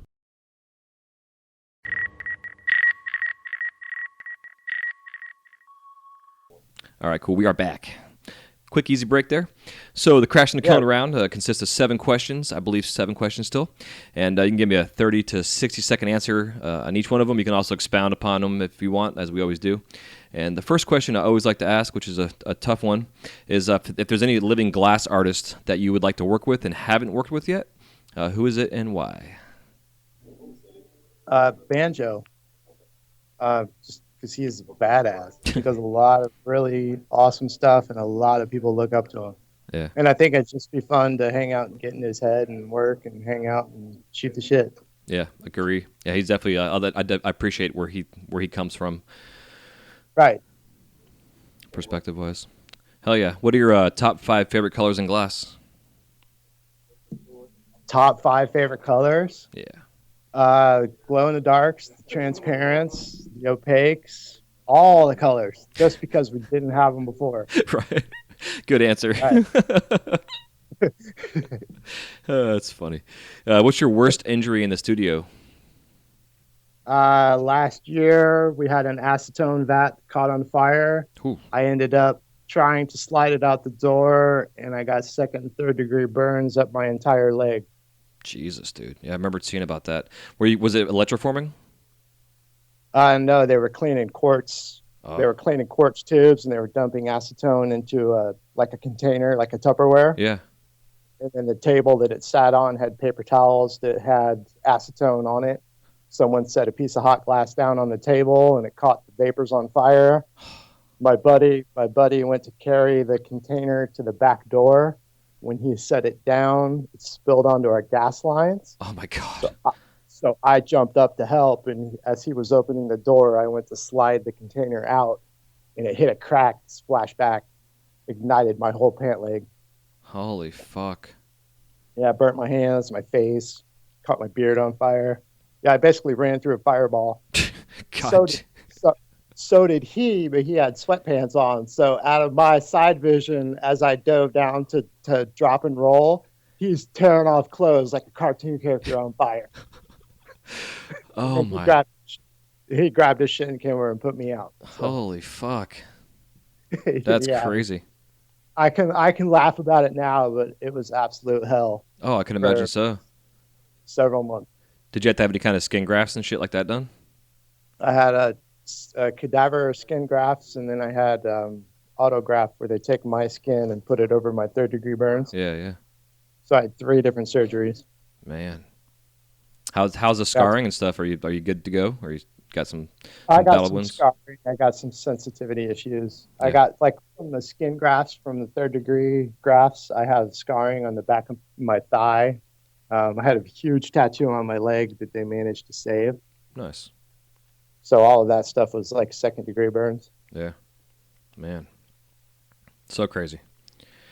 And then another time I was cleaning a piece of 50 mil tubing, and the back half of it was cratered out, broken, and the towel slipped out of my hand, and I almost took my fingertip off. Mm. So there's been a couple of good ones. Yeah. Yeah, I'd say so. So, on a brighter note, when you're in the shop for entertainment purposes, do you watch TV, listen to the radio, or do you do both? We listen to music. TV is okay, but you get distracted. Cool. Yeah, we just put on like Spotify on some random station and just let it go. Hell yeah. Or pump the Grateful Dead all day. Nice. Hell yeah, get that groove going. Yeah, or early morning punk rock to get motivated. Yeah, I did the same shit in the mornings, dude. Like, first thing I'd get in the shop and put on, like, Rage Against the Machine or some kind of Right. old school punk. Just kind of get the energy going, you know? Yeah. Hell yeah. So, on the tattoo note, do you have any glass blowing themed tattoos? I have a wigwag reversal on my leg, and then my forearm is kind of a biomechanic piece that I'm working on that's going to have fire underneath it. Cool. Hell yeah. Yeah. If you could describe the sound of glass cracking in one word, whether like metaphorically speaking or the actual sound that it makes, what would it be? Oh shit. Oh shit, this thing just cracked. Well, I discovered you can feel it in your hand. Yep. So when you're working, if you have something bridged up and you hear a crack, it's normally the bridge. If you feel it like to your core in your hand, then you have a structure crack and you got issues. Yeah. But that's the ting kind of crack. Oh, it's hard to describe. Yeah. It's kicking the balls. Yeah, one thing I've learned over the years of fishing, is learning how to feel your string getting, nibbled on by something. So that translated into my glass because I was the same way. I'd feel that crack, that vibration. It's like, you can feel that. It's like you're one with that fishing pole, and you can feel that nibble on your hand. Yeah. Like your muscles can feel that. That's how it can be with glass. Like I was working that Tournament of Fire robot, and I could hear a crack, and I'd laugh in my head. It's like, I didn't feel it. I heard it. So it's got to be one of these bridges. And I'd go back and find a bridge that popped. Yeah. The worst, though, is when it's in the kiln and that sound magnifies through your blowpipe like a fucking speaker. Oh. And everybody hears it. You like set the piece in the kiln and go to close it. And about 2 minutes later, pop. Yeah. It's like, oh. Yeah, one of the things, because I haven't really taken many classes, but one of the classes I took was with Joe P. and Peter Moeller. And one of the things they did a lot, which I've done since, was to not put your piece on the kiln floor first, like to put it in the kiln and just kind of hold your blowpipe and let it rest in the air of the kiln. Because yeah, exactly, yeah, because otherwise, because that kiln floor is always basically hotter than the air in the temperature wise, and it allows your glass to get reacclimated. Or a good product plug, the Cascadia kiln mats. Yeah, I saw something about that. Yeah, well, tell me about it. I use it. Do you? I use them. I love it. It's a soft fire cloth that they put down. You can't burn it. I've put pieces in there red hot. Like you rip a section off of a tube and it's red hot. You go throw it in the kiln. Stuff doesn't burn up. It takes all your kiln dust off the floor, so your piece is never dirty. And it's a soft surface that you can set a piece on. Nice. I've had some cracking issues.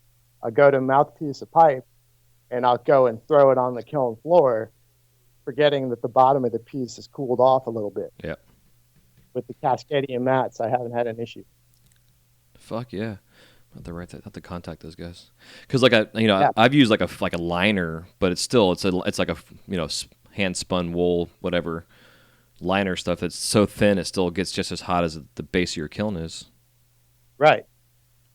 Which helps, but it's still kind of a rough, like those mats, the Cascadia mats. It's like cloth, so it's a softer surface. Yeah. I think that really helps kind of distribute the heat to the piece. Yeah, because even like the fiberglass liners that we use, like the kiln liners, they still have glass in them. So if your glass is hot, it's going to stick right to it every time. Or other people take the lathe tape and they'll kind of braid it and lay it on the floor. Same concept. Oh, interesting. I never thought about that too. That's a lot of work. Yeah, it looks really cool though. Yeah, I'm sure. Hell yeah, dude. So last question I'd like to ask is, what are your top 5 favorite tools that you use besides your torch and your glasses and your kiln? Top 5 favorite tools. I have a graphite press made by Blast Shield that I make all my Dichro flat cane on. Okay. Absolutely love that tool. Reamers, snips. I basically use every tool and I love every one of them. Do you have any sculpting tools that you use that specifically for that kind of stuff? I'm not much of a sculptor. Yeah. I basically, if I have to sculpt anything, I'll break out the old pocket knife. And hell yeah. Yeah, that works. Yeah. Yeah, it works good. Awesome, dude. Well, again, congratulations on your win on Tournament of Fire, and it's pretty cool again that Cherry Glass and getting all the sponsors on board, and everybody's getting orders for their prizes, and just exposure, right. And again taking social media to an advantage in a sense, and using it to promote yourself as an artist, but also the community. It's fucking awesome. And having the stores involved is great. Yeah, because everyone, while you're building the piece, a lot of the stores were tuning in on, Instagram on the live feed, and then they were plugging that into a TV. so that the customers coming in were like, "Hey, what's that dude doing?" Like, "Oh, he's making a pipe in a contest right now." Yeah, it's too So that cool. was a whole other side of it that I didn't see. And like, I was in one of the first few sessions of the contest, so it's the first kind of year that they did it. No one really knew what it was going to be like. And while you're waiting for the public voting, all the homies in the shop are getting involved, and they're getting their friends online, and like everyone gets involved in it. Yeah. Yeah, so it's really cool concept. Yeah, it's super cool. Yeah, and I'm Yeah, looking forward to this next year to see where it goes. right. Yeah, they've changed up a couple rules this year that I think will be beneficial. They're going to do a point system, so every artist will get to compete in all of the chapters of it. So, like before, it was like elimination. Right. Like if you didn't, you got out. Well, now it's a point system, so you can still have a fighting chance. Hmm. Yeah. Fascinating. So for me, it was like, okay, I'm going to step outside of the box from what I normally do and come up with something really crazy and funky and see if it works. So it challenged me as an artist. Yeah, same with me, man. I was in the same boat 'cause, like the Chillum round is what I was knocked out of, but I was like, all right, what can I do here? Because like ideally, I wanted to take what I made in the Chillum round and then evolve that piece through the rest of the series that I was going to make. Right. But Right. have that Which, same, couple- idea wise. yeah, a few artists had done that. For me, it was like, okay, I'm going to do this crazy chillin' that I've made once before that people liked. And then the spoon, I was like, how do you make a spoon crazy? Mm-hmm. Oh, add a bunch of sections and bend them all up and make it kind of look like a spoon. So yeah, it was just kind of just getting outside of what I normally do and push it. Yeah, it's awesome. Yeah. It's good shit, man. Well, before we Yeah, let you it go was. here, dude, if you can give us all a little parting piece of advice to all the glass blowers out there, newbies and the OGs, and then also where we can find you out there in the world of cyberspace. Awesome. Advice I have to artists is don't get discouraged. Fight through whatever it is that's hanging you up. Don't be afraid to ask questions, ask for help. It's all about kind of overcoming the obstacle and just seeing what your limitations are. You push yourself. If that thing keeps cracking, keep making it. Try and figure out why it's cracking. Then you can overcome that. And when you get over that hill, it's a great uplifting experience. Yeah. And when you're down in the dumps, just think of the good times. And if you're stuck on trying to make something, take a break from it. Make something else. Yeah, Don't that's well don't said. beat yourself up over it. Yeah, exactly. Take a break and go for a walk.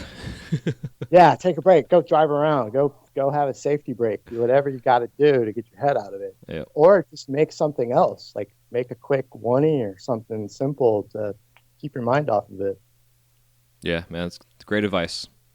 And then Yeah, we're be discouraged, yeah, because it's so easy to do. I used to beat myself up. I had a toolbox I used to kick and like throw around. I would get so frustrated. And then I asked somebody and it was like, oh, you just do this. It's like, oh, you son of a bitch. Yeah. If I stayed in my head about it, I would have never learned how to do it. Yeah, exactly. It's like me going back to the inside outs and burning my hands. It's like, oh, just shove this in the blowpipe and you won't burn Yeah, yourself yeah. anymore. Oh yeah, no shit. Close the chimney up. Yeah, exactly. Dude, I've caught my backyard on fire before, man, just getting so fucking pissed off. There was a day I was working on something, I don't remember what the hell it was, and I had just got done raking my backyard up, and we had a huge oak tree that was over my shop, which was awesome because it was like shade all the time, but I had this pile of leaves, and I just chucked whatever was out of my shop because my backyard was somewhat sandy, but I wanted to clean it up a little bit. Shit. Oh, right. And I managed to So- throw it right in that pile of leaves, dude. It fucking lit up like a fucking crazy fire. It was like, never do that again, kind of thing. Won't do that. Yeah, just knock it off in your water bucket and start over. Throw it outside. Right. So before we let you go, man, if you want to tell us too where we can find you out there in cyberspace. I'm out here in cyberspace on Instagram at Terry Sharp. T2000 Glass will pop up underneath that. And I'm just on Facebook, Terry Sharp once again. So Hell yeah. Yeah.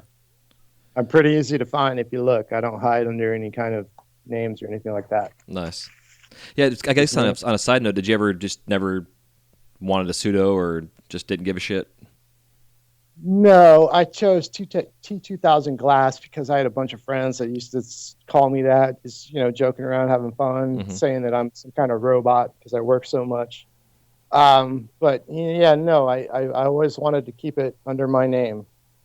It just makes it easy. Yeah. Yeah, especially when Facebook made everybody change their pseudos to their real name. Right. Everybody became exposed. Then all of a sudden, everyone's confused on what's going on. Yeah. Yeah, it's funny. Well, if you want to hold on, man, I'll say our goodbyes off the air here. Awesome. So thanks everybody for tuning into this episode with Mr. Terry Sharp. Definitely go out and check out his Instagrams and social media stuff, and pay attention to what Cherry Glass has going on this upcoming season of Tournament of Fire #2. It's a ton of fun, and it's definitely an awesome, active way for us all to be involved in this community and just have a fucking blast and see this continuous growth as we all expand our horizons. So thanks again, and until next time, we'll see you on the next episode of the Wise Guy Radio Show. Take it easy. See ya. This episode of the Wise Guy Radio Show is brought to you by The Flow magazine. Since its inception, the focus of The Flow has been to provide a bond among members of the lampworking community. In every issue, you can enjoy great content with the hottest artists and cutting-edge techniques using the latest industry products. These features, along with the continuation of our Women in Glass edition, Glasscraft Emerging Artist Awards, inspiring gallery showcases, dynamic general interest articles, as well as health and safety information, make The Flow the leading international lampworking journal. For more information or to subscribe to The Flow, go to theflowmagazine.com. That's theflowmagazine.com.